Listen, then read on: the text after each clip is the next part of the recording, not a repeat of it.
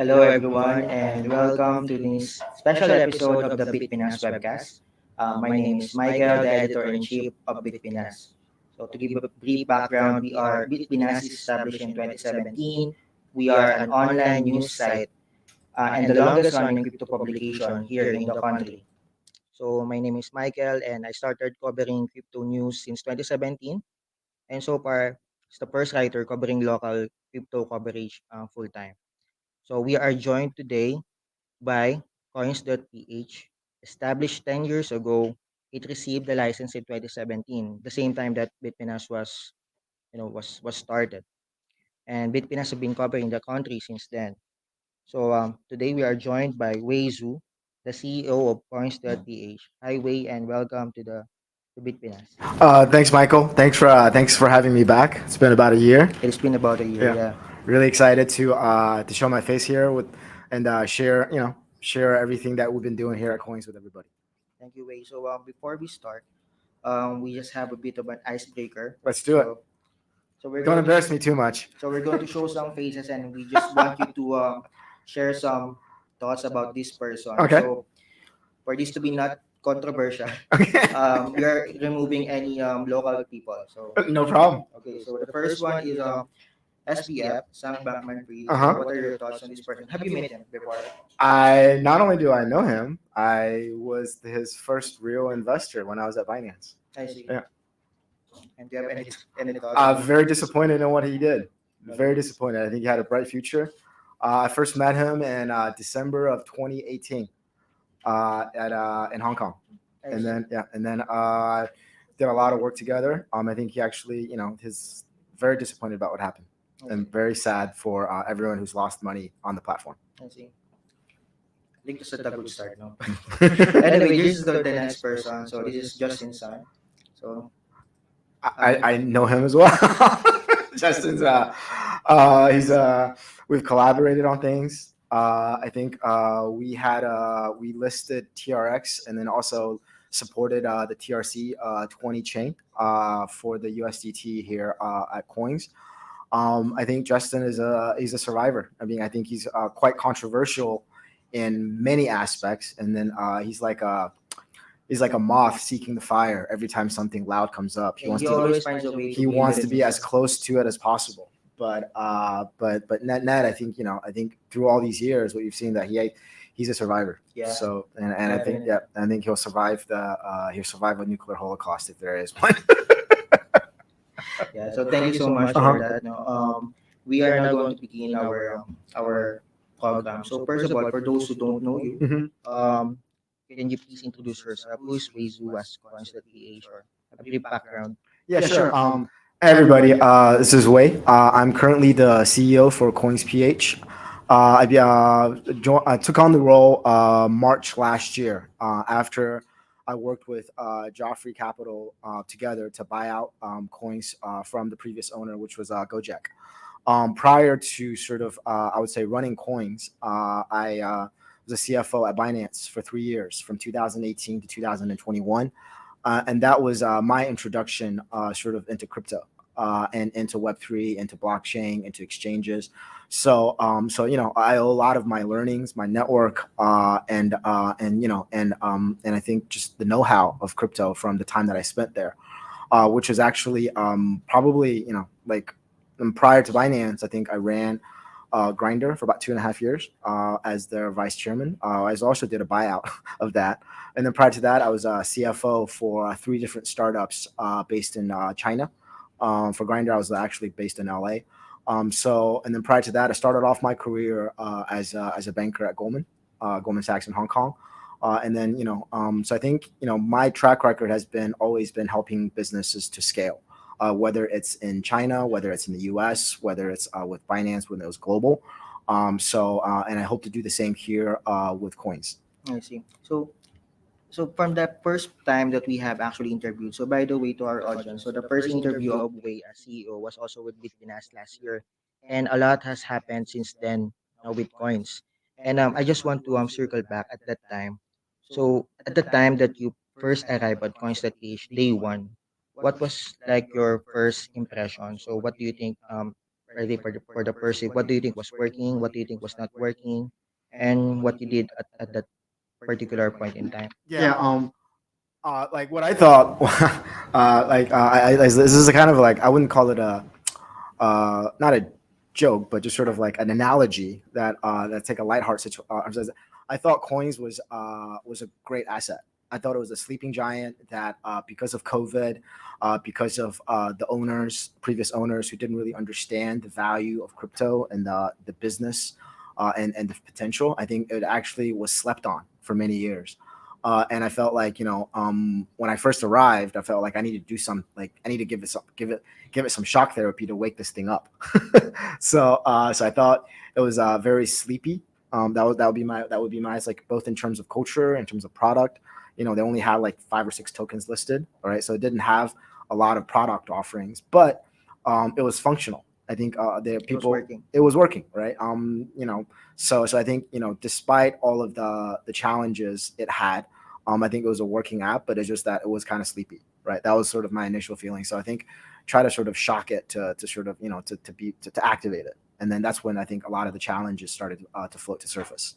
I see. Mm. So from there, March 2022, and now we are May 2023. So a lot has happened. And going back to our interview last year, so almost everything that you mentioned there has actually been delivered or announced. So like the Ethereum wallets, partnerships, what else, Ron, and many other things, minus the Coins token, which we can talk about Yep. later. Coins Arcade and more focus on crypto. Mhm. So my first question to our audience right now is what new features of Coins.ph do you like the most? So what new features of Coins.ph do you like the most? So my question to you, Wei, is how how are you able to deploy all this Mhm. in 1 year? Yeah. I think first I want to give the credit to our team.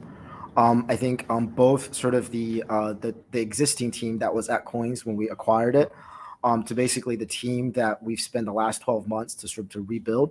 I would describe it almost like a rebirth, or waking up, a bear that's been hibernating.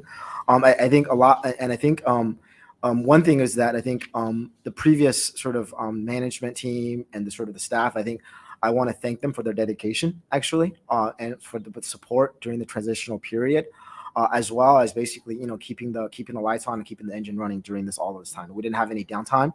We didn't have any significant outages. We didn't have any sort of issues during the transition.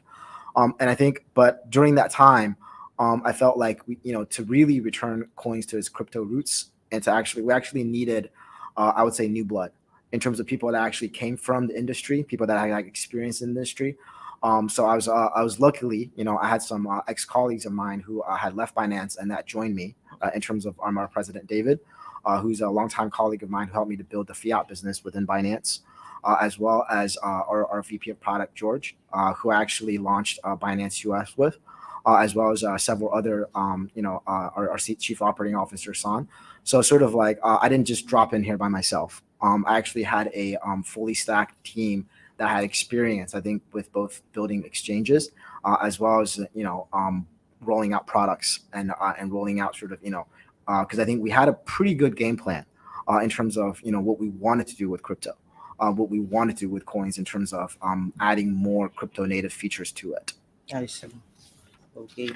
Um, yeah. So before actually before our next question, I just want to also ask. You have other ventures, like I know you have OnlyForce and Yeah. also. So can you please Yeah, just sure. mention that? So in addition to sort of full-time CEO here at Coins, I'm also an advisor, also an investor in a fund called Old Fashioned Research, OFR, and then that's a $50 million Web3 fund. And that fund invested, has been very active in terms of investing into Web3 startups. And then one of the sort of the more interesting ventures that OFR has done is it actually did a community buyout of what I call a legacy blue chip, but kind of like a fallen angel NFT project called OniForce. And I'm also an advisor or the council of Oni. And for me, I think it's like we always call it like the spent like the kind of like the old Google culture. Spend 80% of your time doing what you have to do, but then spend 20% of your time doing something that you find adventure in. So that I think that's something that I've been doing, right? Because I think one thing I've learned through sort of the last few months, looking at not just investment for OFR, but actually getting pretty involved on the Oni side, is I'm learning a lot about the NFT world. I've attended NFT New York, NFT Paris. I've attended, met basically a lot of the quote unquote NFT whales in the U.S. and in Europe, right? I mean, I've been a BYAC holder since like 2021, right? So I've kind of been aware of that, but I haven't really been involved in terms of looking at it.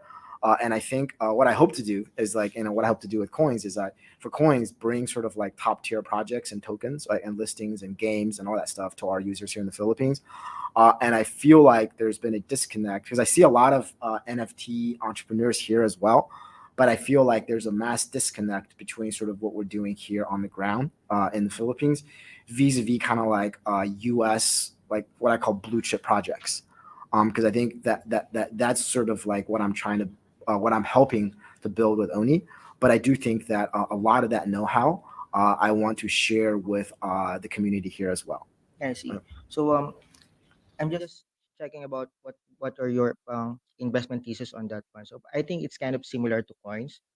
Like there's this brand that you think Fallen is angel. is very good. Yeah. It's a very strong brand, Mhm. but might need a Yep. little kickstart or Yeah. something. So Yeah. it's The background of that.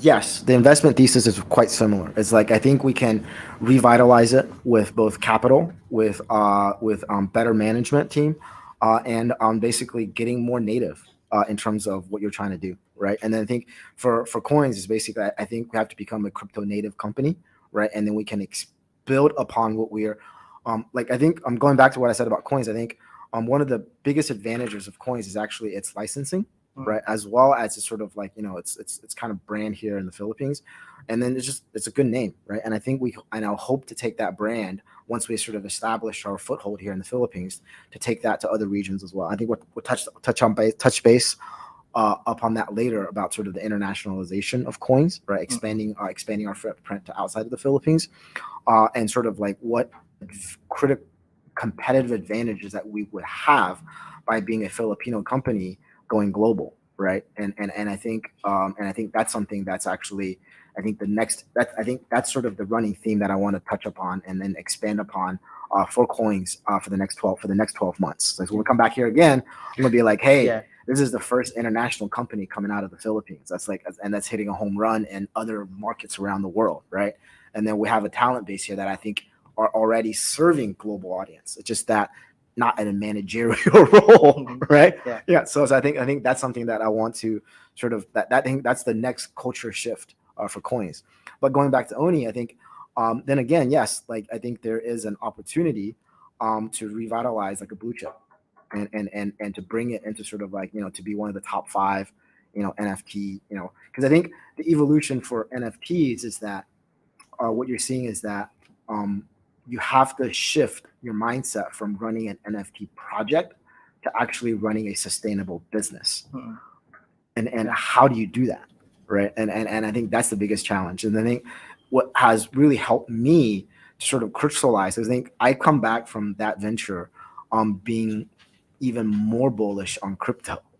And the reason being is that NFT is the first, I would say, crypto native asset, right? All NFTs, the mainstream NFTs are quoted in ETH, right? Whereas like crypto are still quoted in US dollars or still quoted in fiat currencies, right? But NFTs are quoted in ETH, right? And then if you're like an ETH, believer like myself, right? I think then you're like, wait a minute, I have an asset that's denominated in ETH, right? So it gets the natural appreciation. If ETH goes up, then this asset should go up, right? But if this asset become like beachfront property or Manhattan real estate, then there's only going to be so many of them, right? There's only going to be 10,000 apes, right? There's only 10,000 Azukis, right? There's only 7,000 Onis, right? There's only 10,000 penguins, that's it, right? And there's going to be more and more people that want to flex. If there's going to be more people coming into our space, then they will want to flex.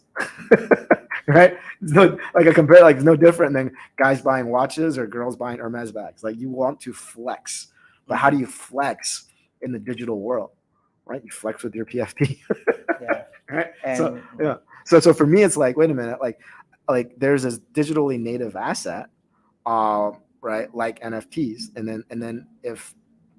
then what we saw with Yuga Labs, right, is they basically launched they launched like a $2 billion coin, like the Ape coin, based on NFTs, right? And I think that opportunity is there. I think for other projects as well, right? So for me, it's just sort of like, hey, let's put all these pieces together, and see if we can build, help our users to make money and build an infrastructure to ready to take on the next to take have the infrastructure ready to take on the bull market when it yeah, comes back. Yeah. So yeah, thank you so much for that, yeah, Way. So yeah. one of the questions that one of the things that was mentioned in the comment section was the thing that they like the most is a trading feature. And from what I remember, the balance right now, the new Coins.ph app, your balance is just one. So there's no e-wallet balance, there's no crypto balance. So what led to that particular decision? Yeah, I mean, I think our sort of Pascal from our VP of design has led the transformation of the app, and I think we wanted to show you. I think there's going to be more integration coming, right? Because I think right now, Coins Pro is still split from your sort of Coins convert plus your fiat wallet. Like we want you to, because I think down the road we want you to be able to spend your crypto out of Coins, right? And we want to enable you to earn crypto if you do spend out of Coins. Like there's a lot of things that we want to do so that when you look at Coins, it's just basically it's one app where I can manage, my, crypto wealth. I think that's the goal, right? I think we're not a e-wallet like Gcash, right? I think they have their own sort of growth profile in terms of like extending different life services to you. Like we're not in the life services business, right? We're in the Web3 sort of, crypto. Like I actually think we're not crypto native enough in terms of what we're delivering in our app right now, right? We like one of the things that I sort of like one of the product that I kind of launched when I was at like touch base when I was at Binance was actually the Binance Launch Pool project, Okay. where we basically say, hey, there's all these yield farming going on, right? There's all these yield farming going on these dexes.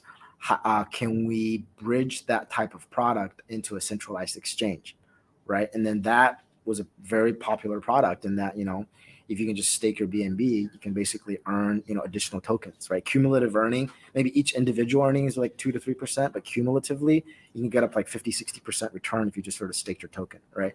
And I think these are I would say, services that centralized exchanges can deliver that emulates what's going on, I think, in the decentralized world. And I think that's what I mean. That's the kind of stuff that I think I want to bring into Coins. So going back to what you said is like, so that when you look at Coins, it's one balance, right? It's One not, yeah, it's one balance. And then hopefully, it's most of it is in crypto. Yeah, Okay. yeah. Yeah, and And also I think the e-wallet business, I think with the rollout of QRPH with the universal RPH. payment, that's really good for us in that we don't have to go and integrate with tons of different merchants, right? It's like a single QR, you can basically do payment out of Coins, Yeah. right? So you don't have to, do this or do that, right? Which is actually very different than from say like 2 years ago or even last year. Yeah. So thank you so much for that, Way. And after this, we are going to have the first trivia portion of this particular event. So courtesy of Coins.ph, they are giving away 1,000 Pepe and 1,000 Floki. So 1,000 pesos worth. 1,000 pesos. Not Yeah. 1,000 pepe because that's not that much. It's not much, yeah, correct. So All right. All right. Now, are you ready to win three 1,000 pesos worth of Pepe coin and another three of 1,000 peso worth of Loki? Please don't forget to answer the trivia questions correctly. Share our live stream publicly on your profile. And don't forget to like and follow BitPinas and Coins.ph. Now, are you ready to answer our first trivia question. So this is our first trivia question. You will win 1,000 pesos worth of Pepe coin. So the first question is, when was Pepe released on Coinsph? Once again, when was Pepe released on Coinsph? So don't forget to answer our questions correctly in our comment section here in our live stream. Please don't forget to share our live stream on your profile publicly and follow and like our Facebook fan page at BitPinas and Coins.ph. Now, for our second question, you will win a 1,000 peso worth of flow key by answering our question. All right, are you ready for trivia number 2? Trivia number 2, okay. Whose Shiba Inu was Floki named after? Okay. So once again, whose Shiba Inu was Floki named after? So once again, don't forget to answer our question correctly in our comment section here at the live stream, and don't forget to like and follow BitPinas and Coins.ph. Now, going back to Mike.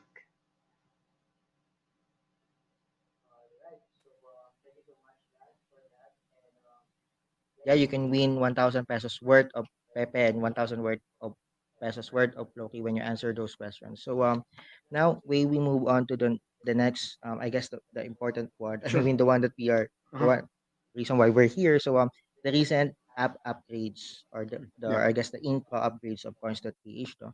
So very briefly, I would like to go over the list or some of the upgrades to Coins in Sure. the last few weeks. So there are new crypto deposit addresses.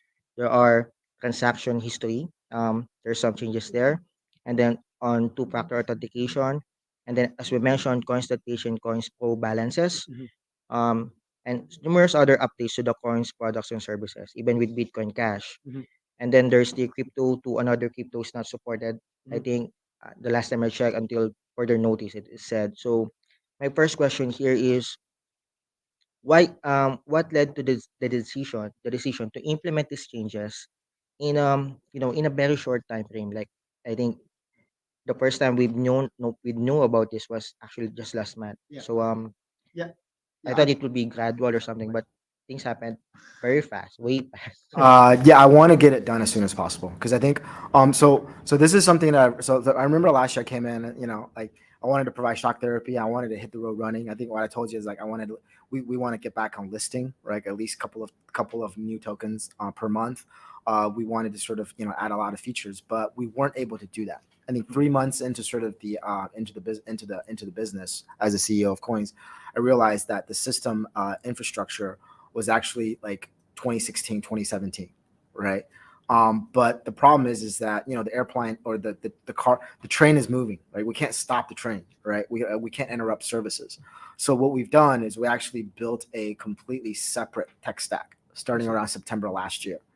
And I think one of the and then basically it goes back to sort of like, okay, what are the priorities that we kind of wanted to focus on?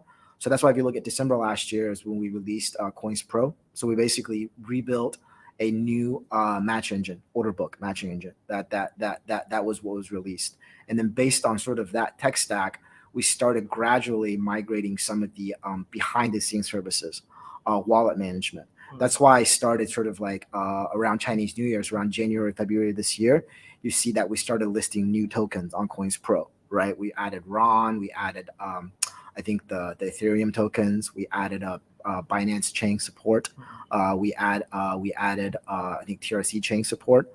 So we added actually 4 new blockchains to our system, which includes the BNB chain, a TRC20 chain, the Ronin chain.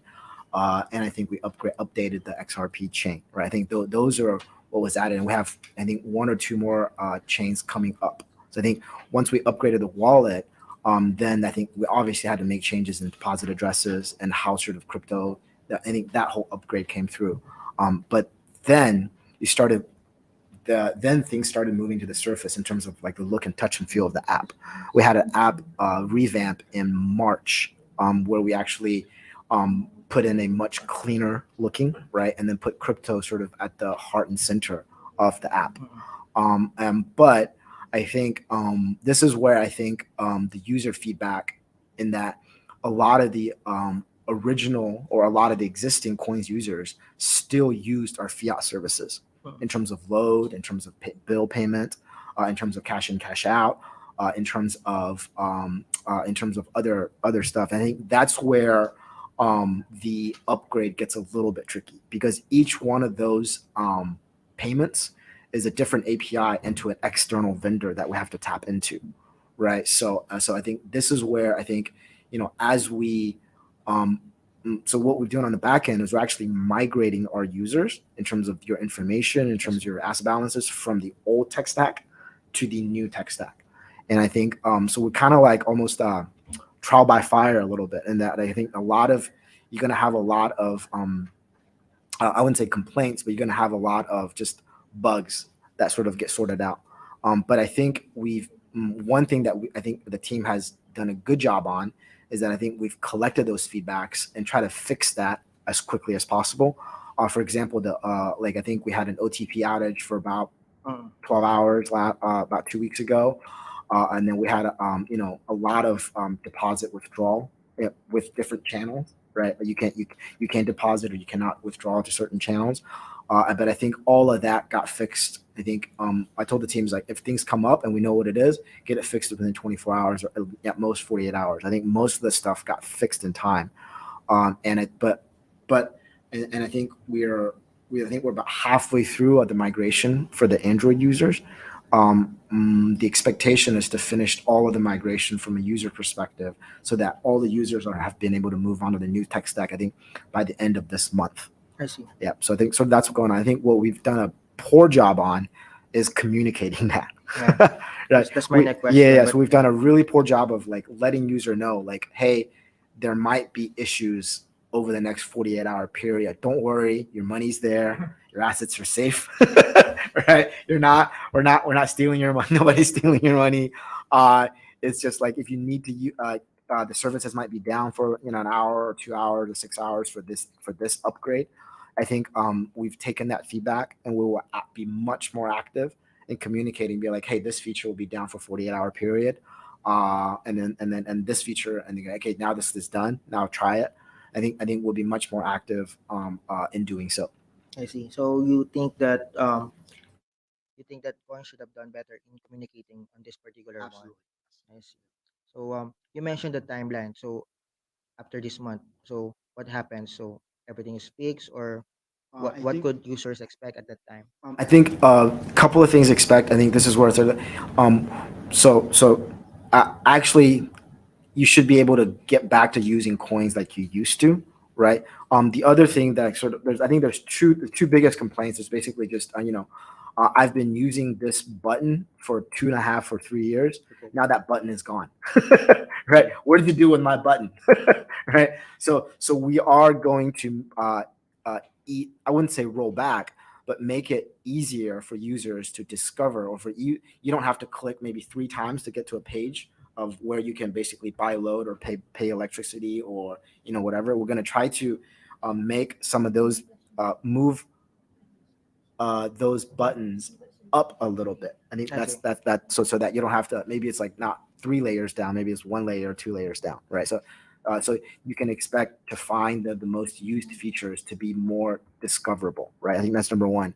And number two, the whole point of the migration or upgrading the tech stack is not to extend our existing services, is to make our platform to be able to add new services in a much quicker and scalable fashion. So you should be able to expect faster feature and product launches from Coins once we finish the current iteration. We have a very active product roadmap for the second half of the year. I see. Mm. So you mentioned putting the e-wallet services again a bit discoverable, right? Yeah. Because right now the Coins.ph app, it's very crypto centric, Correct. right? Yep. So that's actually my next question Mhm. to you, Wei. So now we feel, or I mean, everybody's thinking that right now Coins.ph is becoming more crypto native. Like Mhm. everything else, for example, the e-wallet was really a third option that you have to click it Yes, somewhere. I know. Yep. So is this the direction of Coins.ph moving forward, being full crypto? Uh, not just crypto, but also Web3. Okay, Yeah, okay. also Web3, because I think crypto, right, and investing and the buying and selling of tokens, I think is one business line, right, or one product feature, right. I think there's a second product feature that we added, which is the Coins Arcade product. That's right. I think we couldn't. Um, I think a lot of the uh, growth in that bucket in my mind was blocked by sort of the infrastructure, right. That's But I think with the upgrade we can right now I think I want us to add more games, right. So not only are we going to be listing tokens, we're going to be listing, or we're going to be, I wouldn't say publishing, but we're going to be adding more games into the Coins Arcade. I see. Yeah. And then sort of like the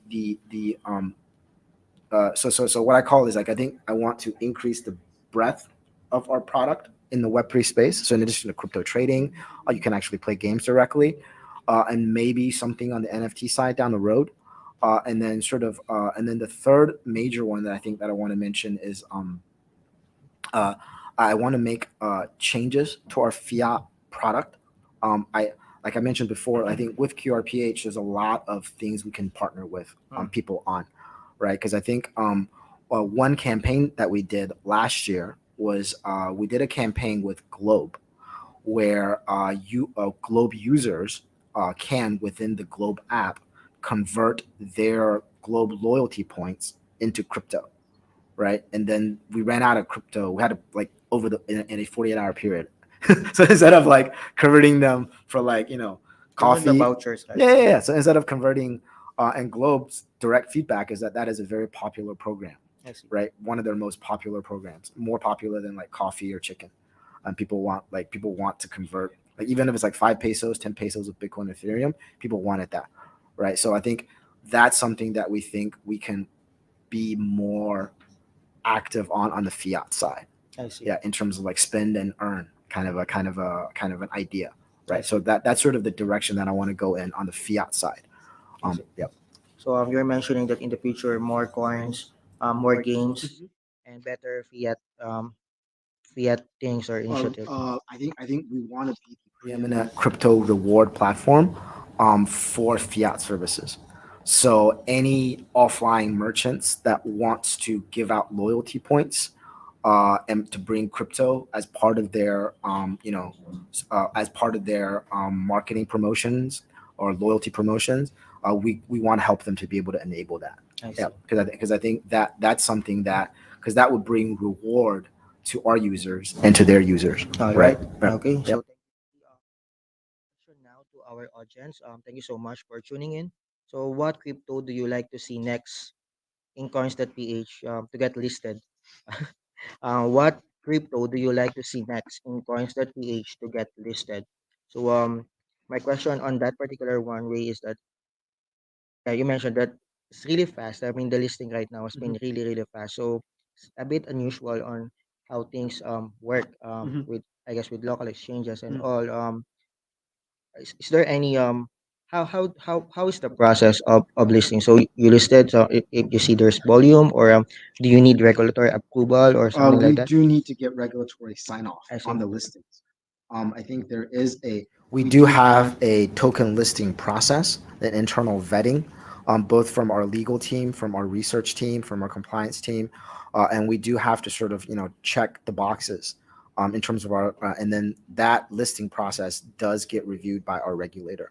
I see. So there is, it's not, but I think for us, I actually, we do try to bring, I think, innovative projects, right? Projects that we do think have, major thematic, like, for example, the two major themes that we sort of captured. One was on stablecoins, and one was on Ethereum liquid staking protocol. I think with the Chapella upgrade, I think Ethereum staking is going to be a thing, right? So we listed Lido and Rocket Pool, right, which are the two Ethereum liquid staking platforms, right?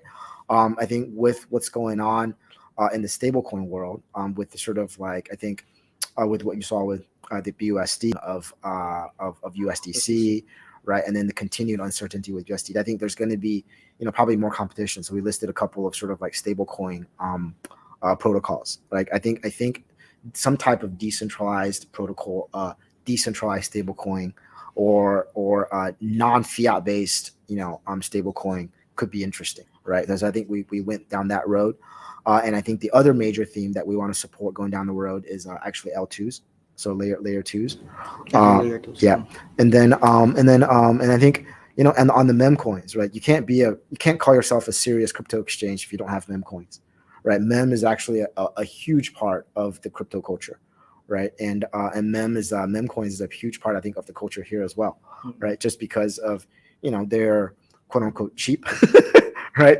So and then they're fun, right? At the end of the day, and then they people go in knowing that this is the part of the crypto culture, and then you have Doge and Shiba Inu that are both major, are now major, and then people are building on it, right? And I think maybe Pepe has an opportunity to sort of be like to break into that sort of space as well. So I actually take the opposite and just be like, hey, like crypto, like have fun, memes are fun, enjoy it, right? Pepe has been a part of the crypto culture. I mean, Pepe mem has been a part of the crypto culture since the day I joined Binance. I was like, what the heck is this thing? It's like, that's Pepe. What's Pepe? Oh, it's just Pepe. Doesn't need an explanation, So yeah. Okay, so so we are seeing here some of the coins that people are saying from our audience. So do you have any comments on this particular one? You have Tezos, Litecoin, Shiba, or and XLM. I think Shiba is so I think Shiba's listed, yeah. Litecoin's listed, Yeah. right? Tezos is not. Shiba NFT. So also not. Wait, is that another coin? No, Shiba. I thought it was Shiba Inu. Shiba Yeah, I NFT. thought it was Shiba Inu. But anyhow, no, I mean, I think I'll touch on that. I think so. Again, we will do our best, right? But the thing is that we are still a local exchange, right? So and at the end of the day, our resources are still limited, right? Like, and then like we're not like I think this is one of the challenges of operating, I think, a local exchange, in that our addressable market is just the Philippines, right? Our addressable market is not like 30 different countries or with 50 million addressable users, right? Like, for example, Binance, you list a coin, they can get to 150 million people, right? But the work to do to support a chain is the same. Okay. Right? The work is the same, right? The work you do to support like the ZK chain or Optimism or Solana, the work is the same. It's just that the return is much smaller here, just because our market is smaller, right? Vis-a-vis some of the bigger exchanges, right? With the market that they have, that they can tap into. So for us, I think kind of have to sort of choose our battles a little bit. I see. And I think enlisting, is going to be a big part of our growth strategy as well. So, Okay, thank you, Wei. And speaking of meme coins, so Coins.ph is giving away 1,000 1,000 pesos worth of Pepe and 1,000 pesos worth of Floki. So now we go to our trivia question, Lance. Thanks, Mike. Now, for our second question, second set of questions, don't forget to share our live stream publicly on your profile, and don't forget to like and follow BitPinas and Coins.ph fan page. Now, for our third question, we will be giving away 1,000 pesos worth of Pepe. The question is, what iconic meme was the Pepe coin based on? Once again, what iconic meme was the Pepe coin based on? So don't forget to write the correct answer on our comment section here at the live streaming, and don't forget to share our live stream on your profile publicly, and like and follow BitPinas and Coins.ph. And now, for the fourth question, we will be giving away 1,000 pesos worth of flow key. Are you ready? Are you ready? So when was Floki released on Coins Pro? Yan na. Once again, when was Floki released on Coins Pro?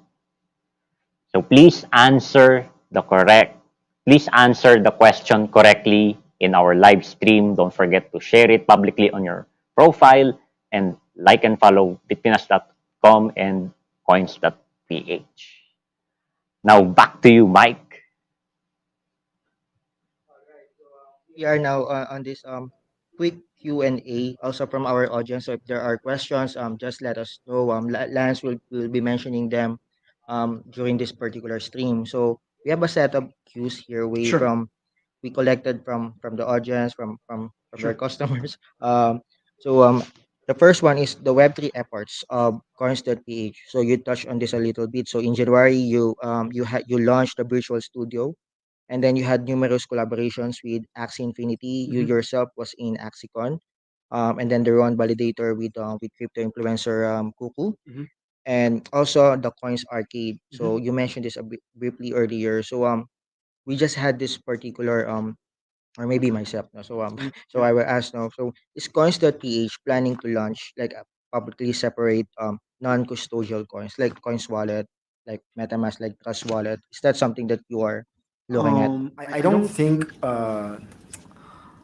so. What we're trying to do, I actually think there's a lot of wallets out there already, right? And I don't think that's a space that we are apt to compete in. I'll be honest, right? Because I think running a non-custodial wallet is a completely different business, right? Vis-a-vis sort of coins. We are a regulated, centralized, exchange on top of an e-wallet, on top of other, on top of sort of like custody services. But what I do want to do is I do want to enable some of the features of a decentralized wallet, of a Web3 wallet, mainly just because um, uh, I want our users to be able to um, access these services through coins directly.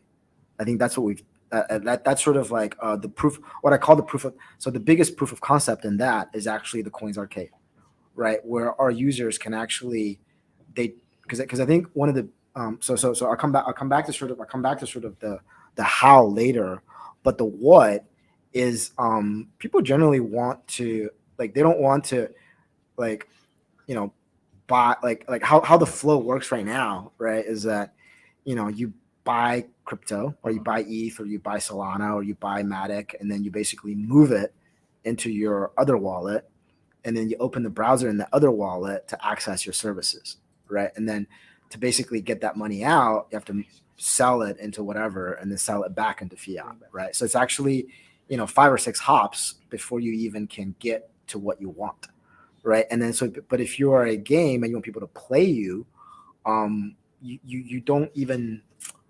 It's not like a game. You're like there's a link. You go to the Apple Store and you download it and you can play the game right away, right? Everything's done within like two touches. The game is downloaded, right? And then one more touch and you can make the in-game payment already. I think that's the type of experience I think that most of pretty much everyone with a smartphone like expect, right? And I think so. What I want to do is that with 2 taps within Coins, you can actually access Web3 games, right? I think that's the goal, right? Right now, I think it's about 3 taps, but I think with 2 taps, you can actually start playing these games, and then you can choose whether you want to spend time or you want to spend money in these games.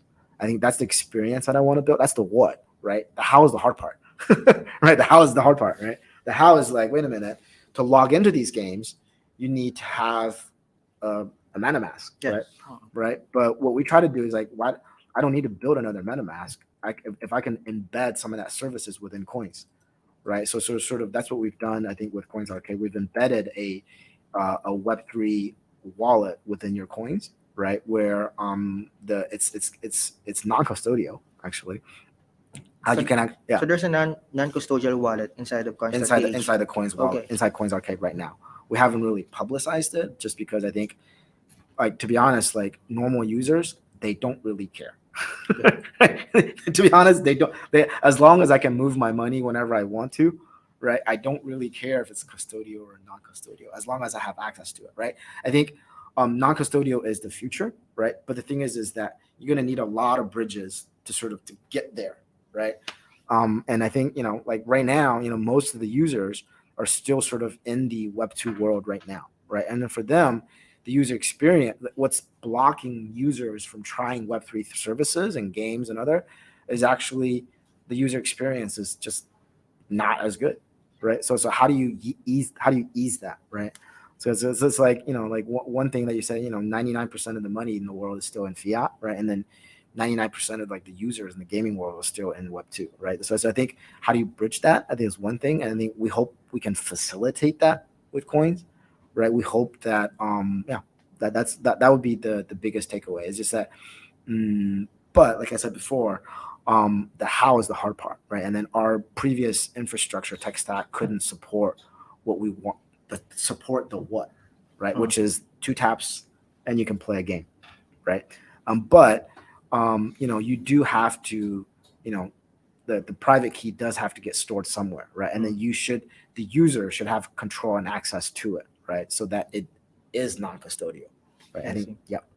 So just to clarify on that one, so Coins.ph actually has a sort of non-custodial wallet inside Coins.ph, but it is not the non-custodial wallet market itself is not something that you want to compete on at the Correct. moment. Okay, so and one of the things that you mentioned here is that of course you are a regulated exchange. Mhm. So here we are at this part of this Mhm. particular live stream that we have. Once again, thank you so much for our audience who are tuning in. Um, Regulation questions. How is Coins.ph working with the BSP and SEC?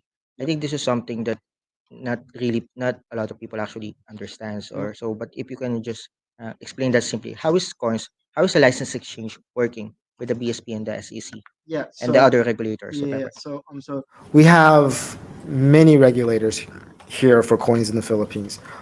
Sort of the biggest regulator, the license giver, our virtual asset service provider license, is granted by this BSP, which is the central bank. The virtual asset service provider license allows us to run uh, our existing cryptocurrency business. It regulates the custody of the assets, it regulates the trading of the assets, and it regulates sort of what I call and it regulates, I think, the movement, right, of the assets. Transfers, yes. Yeah, the transfers of the assets.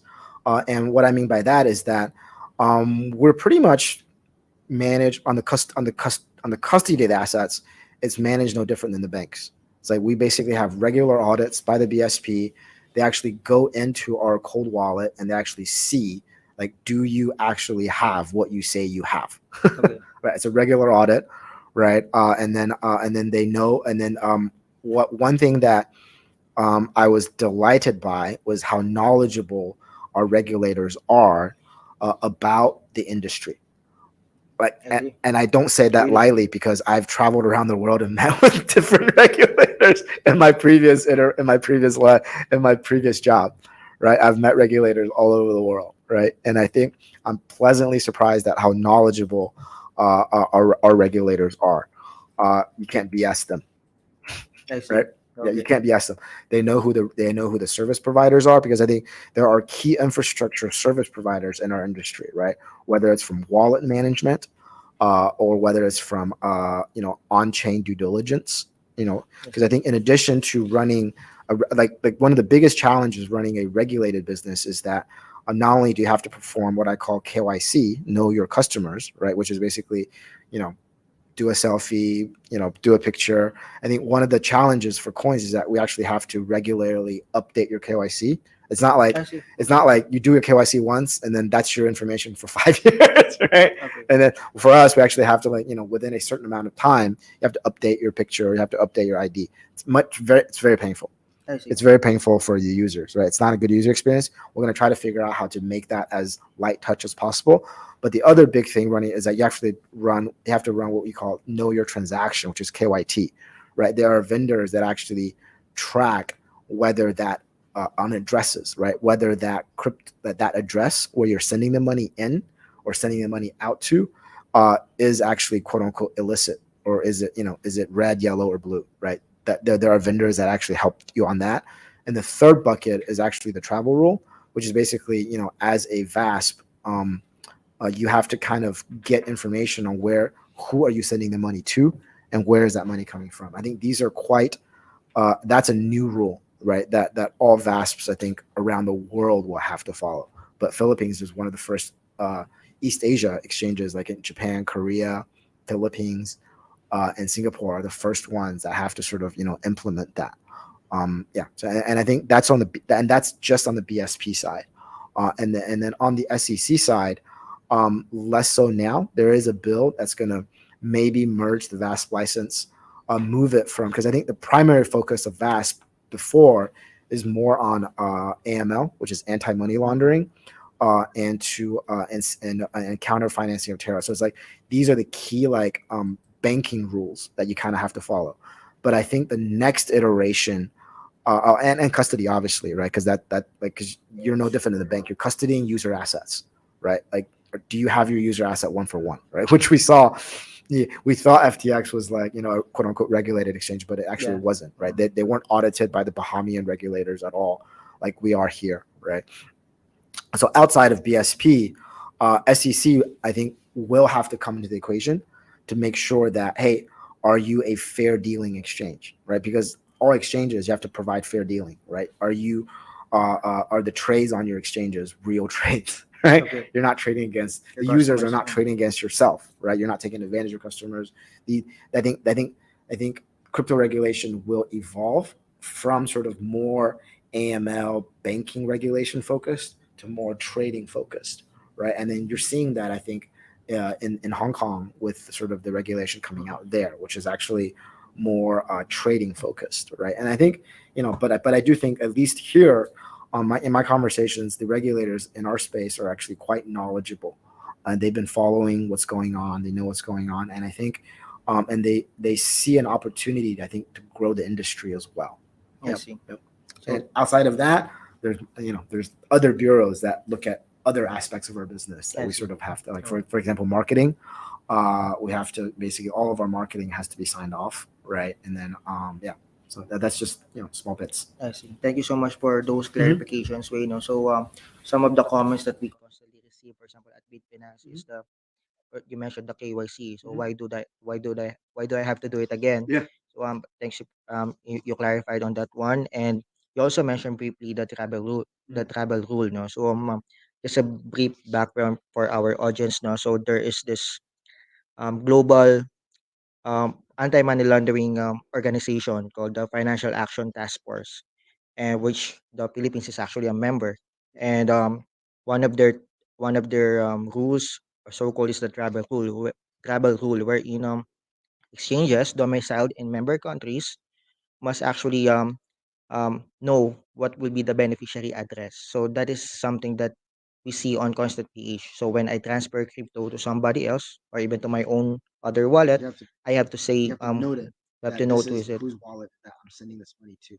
Yeah. Yeah. So I'm not sure if it is updated or something. Yeah. No. So I think the biggest challenge of travel rule is that, so the Financial Act Task Force is actually kind of like the governing body that looks after the world's banks, Mm-mm. right? So if you want to get plugged into the global banking slash financial system, you have to follow what FATF tells you, right? And then Philippines, unfortunately, right now is on the FATF gray Gray list, list. right, because of the Bangladesh thing a couple of years ago, and so I think we really need to work as a country to get off that, because that decreases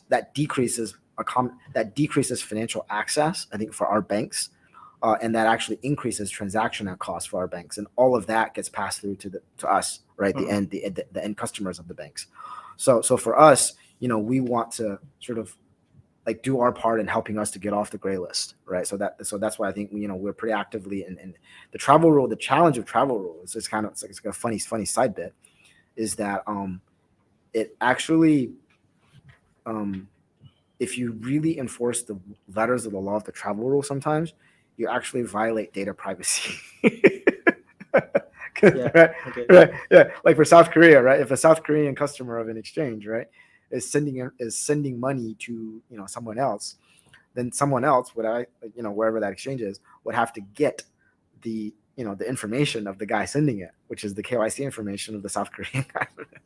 And that same is true for GDPR in Europe as well. So I think a lot of these details will get worked out in the future, and I think there will be key vendors that can provide the services down the road.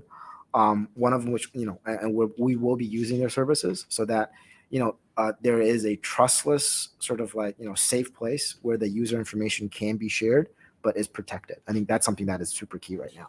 I Yeah, see. yeah. So yeah, thank you so much for Mhm. the clarification on the travel rule and the beneficiary address. And what I see on Coins.ph is that any amount that I send, um I should disclose or these things. No? So not that anything. So is that something that is on Coins.ph Yeah, only, or is that something that is a conscious decision on your end? I think it's just on our part right Okay. now to follow the travel rule. But I do think that once we start running with it and we give comfort to the regulators that we're actively managing it, then I think we can make like in an ideal world, you're like, okay, the, Michael has an address book, right? Yeah. And this address book, here are these are all registered, so you don't have to like fill in the details each Tell time, them again. right? It gets automatically recorded. Because I think most people, you're sending it to your MetaMask wallet, you're sending it to your other wallet, right? And then sometimes you're sending it to a friend, and then sometimes you're sending it to invest in some deals, right? I think those are probably the top three use cases. Yeah, and I think as long as we sort of earmark those, then I think it should be make life easier, because like I don't want to make life hard for our users to use our service. Okay. Thank you so much Mhm. for that particular clarification. Now the next one is fees. Mhm. So people are saying high fees on Coins.ph. So do you have any comments on that, or is there a future that these things will go down or Yeah. eliminate, or if No, ever? no. I think we want. So we have two services right now. One is the convert, right? And then the convert, we're actually allowing all types of convert activities. You can actually convert from one coin to another, right? So I don't know the basis of saying it's expensive, because I think some of those, it's basically like it's spread plus a fee, right? That's how we charge, right? If you want to go super cheap, then go use the Pro Exchange. The Pro Exchange, the fees are actually quite competitive, like 10 basis points or less, right? So, and then I think but if you're a sort of the convert portal, if you're a sort of I wouldn't say it's expensive, but there is a spread in there in terms of because you know we have to go and buy on our Pro. But I think once we start integrating Pro into the app, and we can get liquidity from Pro, then I think that should actually help prices significantly. Yeah. Thank you so Mhm. much. We on that one, and on that end, do we have questions from our audience? So we go with Lance for this one. So let's go, Lance. All right. Now, Says, we have a question from EEHP Jet. So, how is Coins Arcade different from any other discovery platform for games? Was there a demand that made you that in-app, and what's the long-term development of Coins Arcade?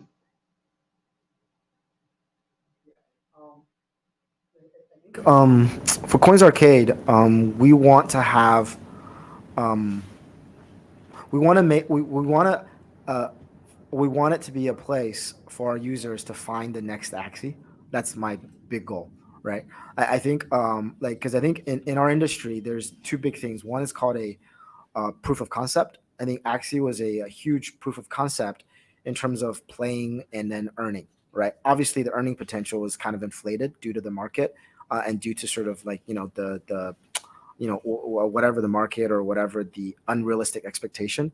But I do think that there is a balance down the road with the new wave of games coming out, where you can actually play, and then based on your skill, you can actually earn, the equivalent of your skill. I think that does exist, because that exists in the esports, that exists in other types of, competitive atmosphere. I think, and I do think that in the next cycle, because it takes time to develop games, in the next cycle, there's going to be maybe 5 to 10 Axie type of games where, and I think that's where we want to be, right? We want to bring those games to our users, right? We want to facilitate. We want to help you to get in these games, right? We want, because I think one of the things that you realize, like, you want to be early, right? Whether it's an NFT, whether it's a game, whether it's a token, right? Because the early, and then and we just want to sort of bridge that, such that we hope we can help you to, like, we want to help our users to make money. I think that's the biggest goal, right? And if we can help you to get into tokens early, or if we can help you to get into games early, then you'll likely find additional earning potential from those opportunities. So that's my goal.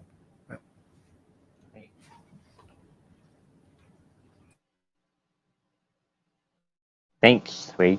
Now, for our second Q&A question from Zayton Granger. Will there be an NFT collection too on Coins.ph?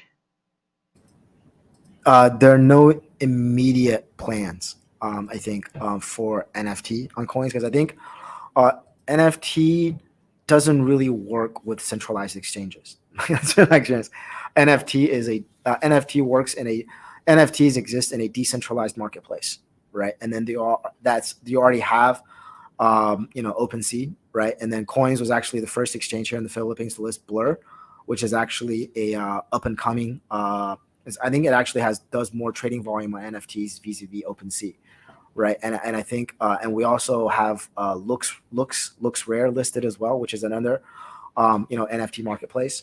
I think decentralized NFT, like I mentioned before, sits on blockchain natively. So actually, a decentralized marketplace makes a lot more sense than a centralized marketplace for NFTs. So I don't think that's a space that we want to compete in. But what I do think is that there's going to be a lot of investment opportunities in NFTs, either in single asset, right, single collection NFTs, in tokens, in actually marketplace tokens. As I said, I think we want to bring those investment opportunities to our users.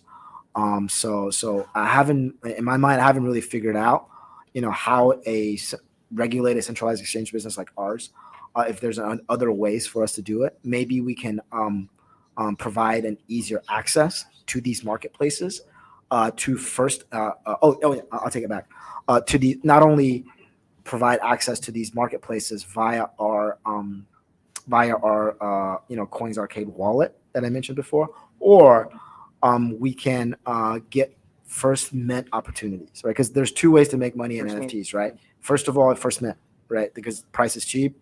If it's a well-known or established, entity, then you have opportunities. The other ones are basically drops, right? From existing collections. I think if we can, be first to bring those opportunities to our users, I think that's something interesting that we'll look into, right? But I don't think we'll have a marketplace. Okay, that's an interesting take on that one. So we can have another question and then go back to our. Sure. So we have two more on this. Yes, Saudia.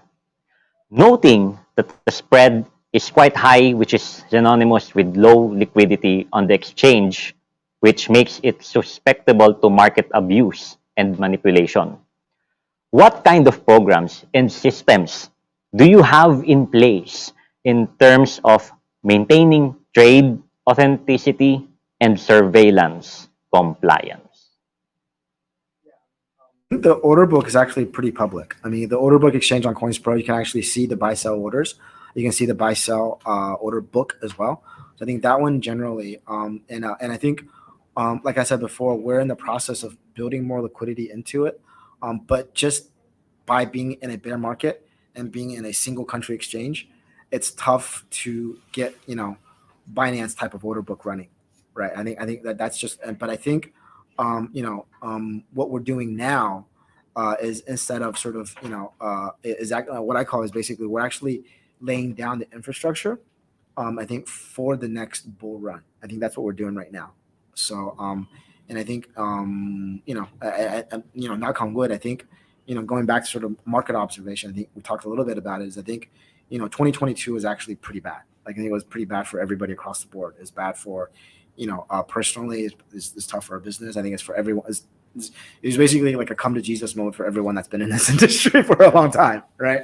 Like but I do think that for us, by being a regulated business, the cost of doing shenanigans is impossible. It's like jail, right? It's like I think I mentioned this at the Web3 conference last year. It's like if that should happen, you're going to go to jail, right? Yeah, exactly, right. So for us, we have to be very careful about a lot of things, and I know the business practice for a lot of these, what I call offshore exchanges, right? Like you can kind of see some shenanigans, but at the end of the day, I think we aim to provide what is fair to our users. Right. Thank you so much, Wei. Thank you so much, Lance. That was a very good question, by the way. Thank you, Duchess Danger. But yeah, now we are going to talk about. You mentioned this briefly, so the competition.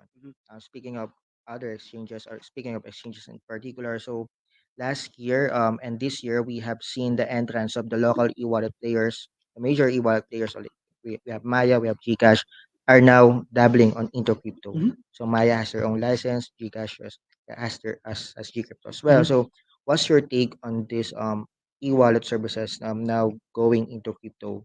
Do you consider them like competitors of coins, or you have a slightly different view on this one? Yeah, I mean, I think they're gonna help us to grow the pie much bigger, right? I think that's my biggest that's my first Biggest takeaway. take. Yeah, because like I think our user base is smaller than that of Gcash, and our user base is smaller than that of Maya, right? I think if users can discover crypto, through them, great, right? But the thing is that one thing that I've learned about sort of my experience in the crypto and pretty much everyone else's in crypto, once you get into that rabbit hole, you just want to go a little bit deeper. You want you want more, right? And then obviously from where they're coming with their crypto is not core business for them. It's part of a financial service, right? For Gcash, it's under G Invest, right? And then for Maya, it's under part of their investment portfolio, right? For them, it's about providing for a full suite of financial services, like stocks, lending, mutual funds, everything. For them, it's more about life services. Like I think going back to what we said earlier, we're here to focus just on Web3 and crypto, right? So I think ultimately, if users can invest and discover Bitcoin and Ethereum through their platform, great, right? I think that's a good thing for all of us. And then eventually, I think they're going to want to come and check out Coins because there's other coins that they heard about that's listed on Coins, but not on their platforms, right? And then for Gcash and Maya, with our Coins Pro, like I want to have I'm going back to the previous question. I want to have the deepest order book. I want to have the most liquidity for all PHP to crypto pairs, like even for digital assets to PHP. I want to have the deepest liquidity, the tightest spread. And I think for both of those, for our coins, and I think that's something that we're going to be building on. And if we do have that, then hopefully they'll source their crypto from Coins. I see. So how about international exchanges? Same question. What's your take on them? Do you see them as competitor, or do you have a different view, or is it the same? Also, the pond growing bigger. Is that your take on them? I think the international the I'll answer the question this way. I think historically, sort of like the biggest exchanges have been unregulated exchanges, right? That's sort of like the middle of the pie, right? But I think with what's going on with FTX, you're basically seeing this middle unregulated area is going to get spread out. One, to sort of the DEXs, to the decentralized world, where you do have the users have the custody of their own assets and they trade on the DEXs. And we're seeing DEX volume growing, right? And then on the other side, you're seeing regulation comes in much harder than before, with US taking the lead, I think, on not just FTX, but I think on all centralized exchanges as a whole. And that's gonna maybe push and pull a lot of that business into the regulated exchanges. right? I think with Hong Kong coming out with regulation, with EU coming out regulation, in Asia, I think like you're with Philippines, and we've had regulation for a couple of years now, right? Same for Thailand and Indonesia, right? Which is sort of our target market here in Southeast Asia. I think regulation is coming, and with regulation, this business model of unregulated offshore exchanges is going to get, I wouldn't even say disrupted. I think is going to get marginalized. I see. Yeah, and by that, I think the world is gonna. You're either gonna. I just have a vision of the world where either you're gonna trade on a regulated business, right? And if you want to have a centralized exchange that is custodied, if you do basically, if you do custody your basically, if you run a business where you custody your customers' assets, you need to have a license. Full stop. Like that. That's like the biggest takeaway from FTX is that you don't even know what regulators to go to when fraud happens on that business, right? And that fraud happened with a guy and with a business that supposedly has all these licenses, right? But who do you go to file a complaint? You don't have that entity, right? And I think many years of experience in the financial industry have said that you need to have a regulator that you can go to if bad things happen, right? And then and that regulator can then bring the force upon the bad actors, right? I think that's the biggest takeaway, I think, from the FTX debacle. And then the other side is like, if you custody your own assets, great, trade on a DEX. Right? So you see this future wherein the person's choice is either he trades on a centralized exchange, regulated exchange, or a decentralized exchange. That's how you see it. Yeah, I see people either trade it on a decentralized exchange or trade it yes. on a regulated centralized exchange. Okay. Right? I think unregulated centralized exchanges, I think that business, I think that's sort of I would say 90% of the global volume today are on unregulated centralized exchange. I think that percentage has topped. Okay. Thank you so much on that particular one. And the next one, we're going to talk about the future plans of Coins.ph. But first, if we have some questions again from our audience, can we have two? Our last part is the future and the question.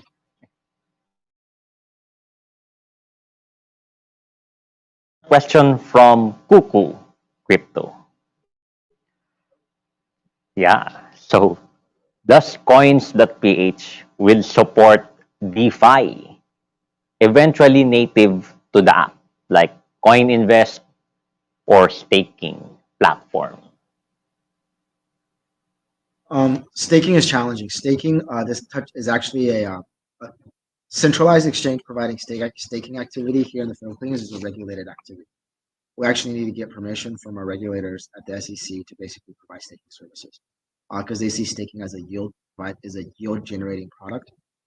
So it's actually pretty clear on that. And then I think we are actively seeking permission from our regulators to provide staking. So that's the first question. In terms of general DeFi, I think maybe we can provide some type of swap services through sort of the decentralized wallet that we have, the Web3 wallet. I think that could be possible, but I do think that I don't say this, like, people that dabble in DeFi are super degen. Like, you literally need to know, right? And in terms of market trend, the best thing that we can do, at least, is basically, like, for example, like, I'll give an example. For example, we are working on a top layer 2 chain right now, right? And then once we support that, then we can maybe provide a bridge to DeFi opportunities on that chain, right? But the problem is that there's going to be like 10 layer 2s and like 5 more layer 1s, right? You got to support Sui and Aptos and Say, right? And Solana and Avalanche, right? And then you got Matic going up over to like ZK Sync, and then you got like Optimism, and then an Arbitrum, right? And then you got like Starknet, right? Immutable, and Polygon. So I think they're just like mini chains, right? And then and all of these chains are going to have their own little sort of like DeFi ecosystem, right? So it's sort of like, for us, what we can do is basically, maybe provide the top quality tokens from those services to our users. But for users that want to sort of like, yeah, I mean, as like to go back to like DeFi summer like of 2020. Yeah, I don't like like what I tell people is like, in the last bull market we ended up with like, no layer two, but then like a bunch of like layer ones, right? Maybe 3 or 4 that kind of survived, like Solana, Matic, and the Binance chain. In the next bull market, we're gonna have like 5 more layer ones, and then maybe like 20 layer twos and a couple of layer zeros, right? So that, I mean, these things are happening, right? So I think there's going to be no shortage of opportunities. I think for this industry, I think for us, like I said before, our resources are relatively limited. I'd rather focus on, just bring top quality projects, and then bring top quality games. I think for DeFi, it's almost like, yeah, it's challenging. Do you have another question? Yeah. Right. Now we EEH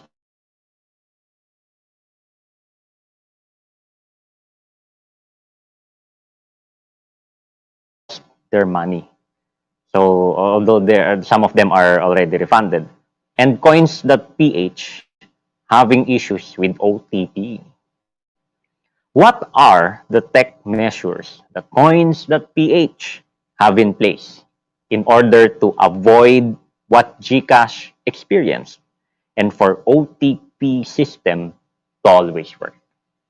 Yeah, for OTP, I think we had a single vendor reliance. I think we want to move to a sort of a dual vendor system, right? Because for OTP, is like you basically plug in an API into a service vendor. I think, and but like I'll be honest with you guys, like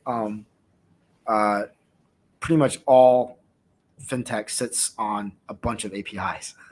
That's pretty much like yeah, you sit on a bunch of APIs, and then sometimes technology break down, right? It's just that how you react to it. I think that's more important. I think for us, if we instead of having single vendor reliance for OTP services, maybe we have 2, so that OTP service is never down. Number one. Number two, I think addressing sort of like, risk, fraud, safety issues.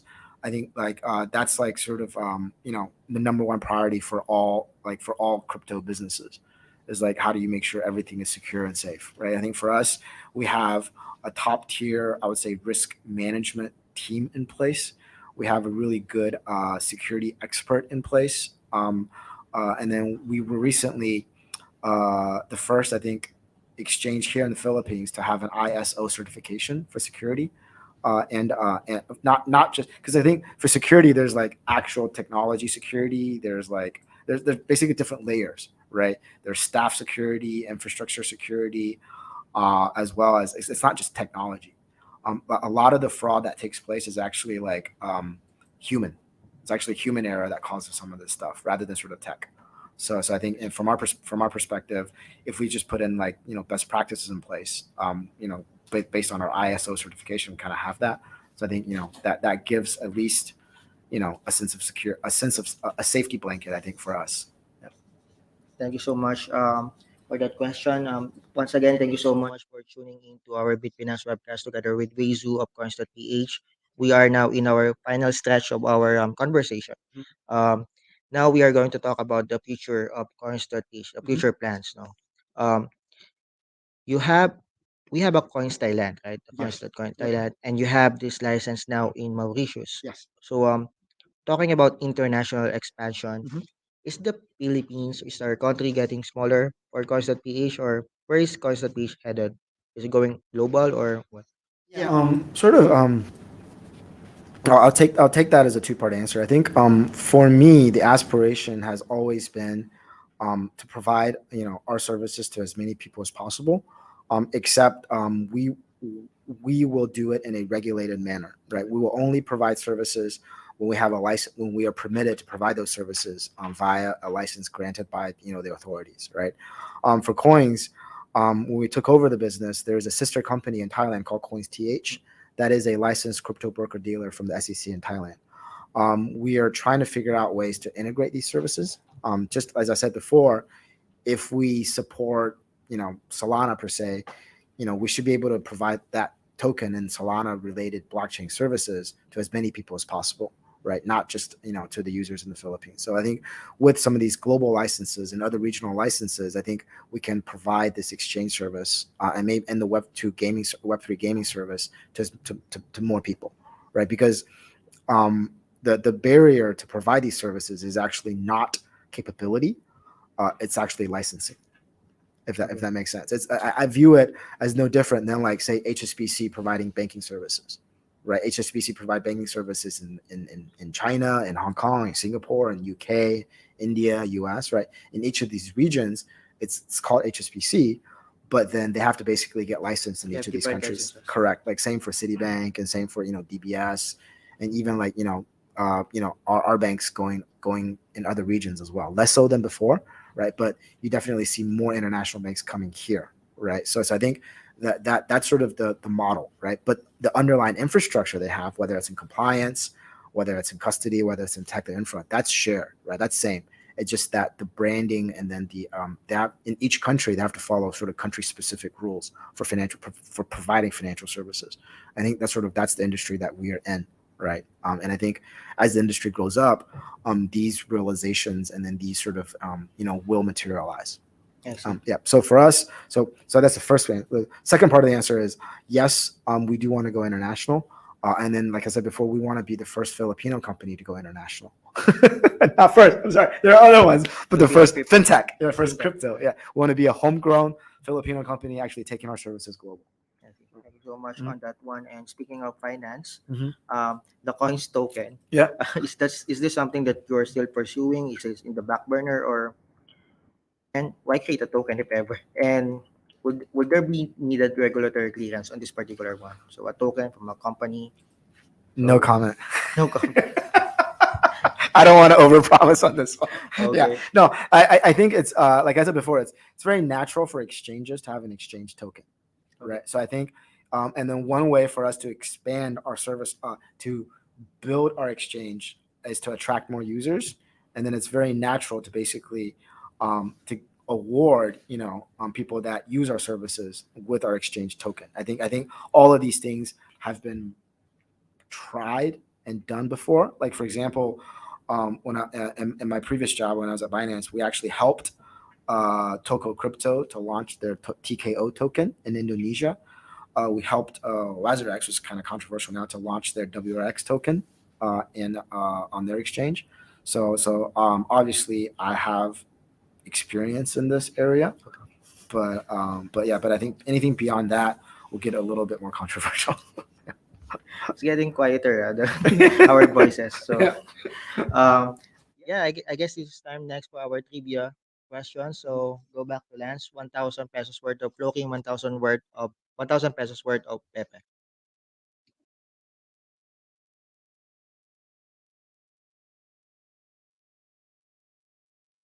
Again, we're giving away another set of prizes, no? So we will be getting 1,000 worth of Pepe and 1,000 pesos worth of Loki. Don't forget to share our live streaming and publicly on your profile, and don't forget to like and follow BitPinas and Coins.ph. Now, are you ready for the third set of questions? Okay. The first question is, okay, we will be giving away 1,000 pesos worth of Pepe token here in this question. So the fifth question is, when was Coins.ph founded? Once again, when was Coins.ph founded? Now, the announcement of winners will be announced after the live stream. So we will be announcing the winners after this live stream. Okay?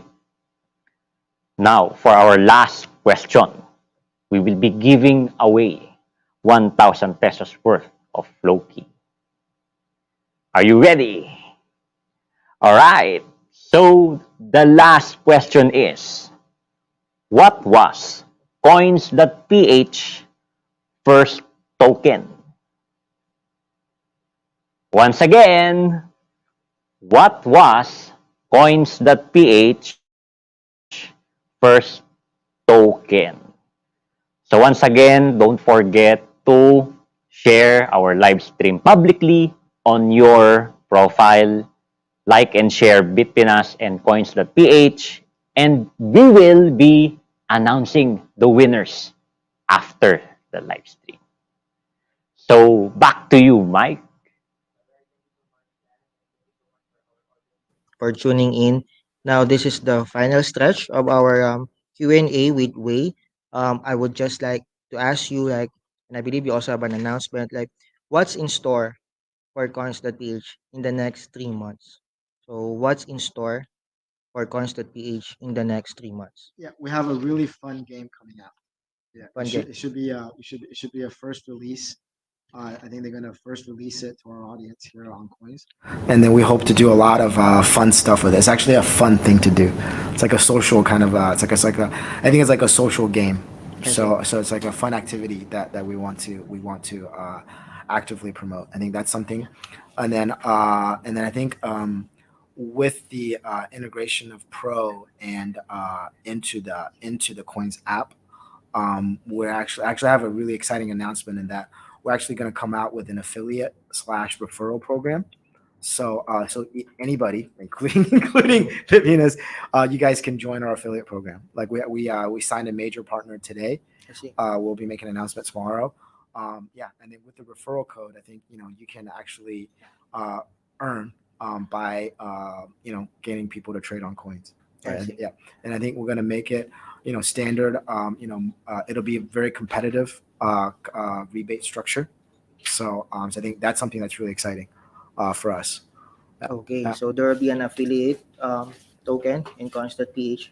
So, I know affiliate Affiliate rebate. towards rebates. Affiliate rewards, Yes. yeah. So basically, you can basically go to Coins, generate your own referral codes, whether you're a KOL, whether you're any site with traffic, and then everyone who signs up with Coins with that referral code, you and that individual can basically share rebates I see. based on the commission fees. All right.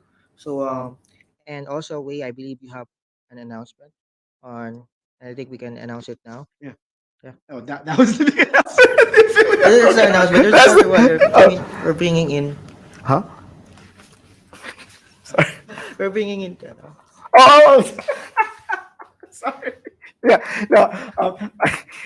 For me, it's like it's already happened already. But anyhow, yeah. Like for me, it's like it happened already. No, we have a significant. I think like people announcement today. Uh, we have Jen Bilago joining us as the officially as the GM for Coins here in the Philippines. I think She will join. She will join. Come on. Sit down. Yeah, Jen is the former I think head of ops and CEO at blockchain space and is a very well known here in the Web3 community. I'll try to tone it down a bit. Not very, but been around. Yeah.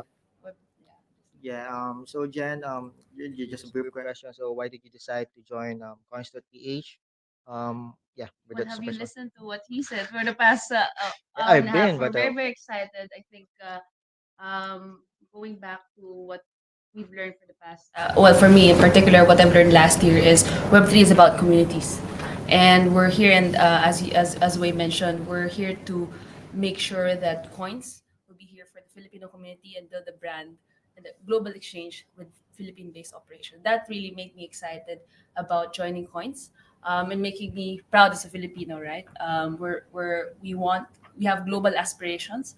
We'll be providing features in our app that helps, as we mentioned, Coins Arcade.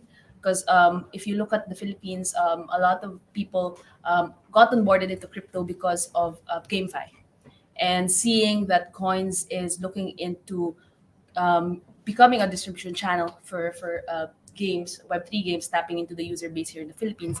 That's really exciting. And more token listing, right? So Filipinos being able to access through a centralized exchange and making sure that their funds are safe with us, and using our platform to get access into those tokens, right?